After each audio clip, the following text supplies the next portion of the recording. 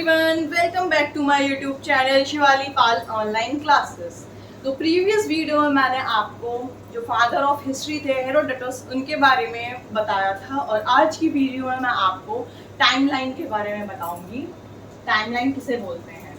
जब भी हम प्रीवियस ईयर्स के बारे में बात करते हैं तो हम दो चीज़ ज़्यादातर मेंशन देखते हैं। ईयर्स के नंबर के बाद या तो बीसी जो है मेंशन होता है या फिर एडी मेंशन होता है। तो आज मैं आपको बीसी और एडी जो है क्या होता है ये बताऊंगी, और ये टाइमलाइन में ही आता है। ठीक है, ये टाइमलाइन का ही पार्ट है। तो हम लेट एज्यूम कर लेते हैं कि हमारा जो जीसस क्राइस्ट थे वो 0 ईयर में जो थे उनका बर्थ हुआ था। उसके पहले पहले जीसस क्राइस्ट के बर्थ के पहले के टाइम को हम बीसी कहते हैं, इसीलिए इसकी फुल फॉर्म है बिफोर क्राइस्ट। ठीक है, जैसे उनके पहले क्या क्या चीजें हुई थी। सिकंदर तो था, वो वापस आया था, भारत वापस आया था, और 326 बीसी में सिकंदर भारत आया था। उसके बाद 563 बीसी में गौतम बुद्ध जो थे हमारे, उनका जन्म हुआ था। तो ये जो है इनका ईयर जो है वो बीसी में लिखा जाता है। ठीक है, और जीसस क्राइस्ट हमारे 0 ईयर में होते, उनके जो बाद आफ्टर क्राइस्ट मतलब उनके बर्थ के बाद की जो चीज़ें होती हैं वो हम एडी में मेंशन करते हैं। एडी की जो फुल फॉर्म होती है एनो डोमिनी।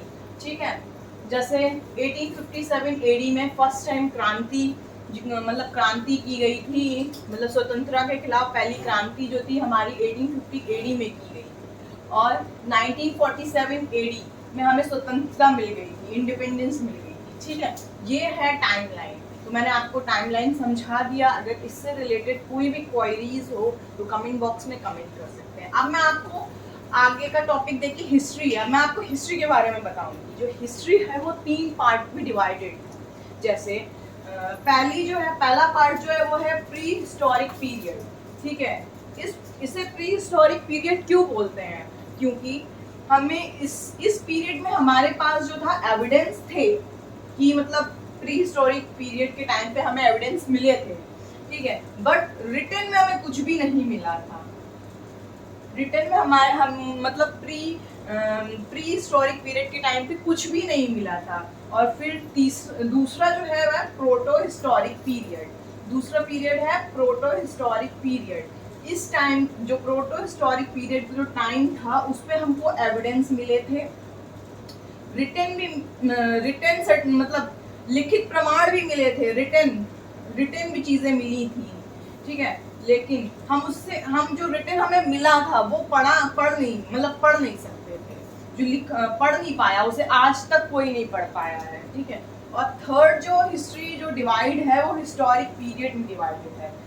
इस टाइम को हिस्टोरिक पीरियड में जो था एविडेंस भी थे, साक्ष्य भी थे, रिटन जो लिखित प्रमाण पत्र भी मिला था हमको इस पीरियड में, और उसको पढ़ा भी गया था। जैसे एग्जाम्पल में इंस्क्रिप्शन ऑफ अशोका, अभिलेख, जो अशोक के अभिलेख थे उनको पढ़ा गया था। ठीक है, वो भी 1837 में पढ़ा गया था। किसके द्वारा? जेम्स प्रिंसेप के द्वारा पढ़ा गया था। ठीक है, ये तो मैंने हिस्ट्री को आपको बता दिया कि 3 पार्टों में डिवाइड किया गया है। लेकिन जो फर्स्ट पार्ट इसका प्री हिस्टोरिक पीरियड है वो भी 3 पार्टों में डिवाइडेड है। जैसे ओल्ड स्टोन एज, पहला पार्ट जो है ओल्ड स्टोन एज। ठीक है, और second part middle stone age, and third new stone age. ठीक है, अब इसको हम ओल्ड स्टोन एज को जो है हम पैलियोलिथिक पीरियड भी बोलते हैं। एग्जामिनर आपसे ये भी मतलब ओल्ड स्टोन एज नहीं बोल के आपसे पूछ लेगा, पैलियोलिथिक पीरियड आपको मेंशन कर देगा वहां पे।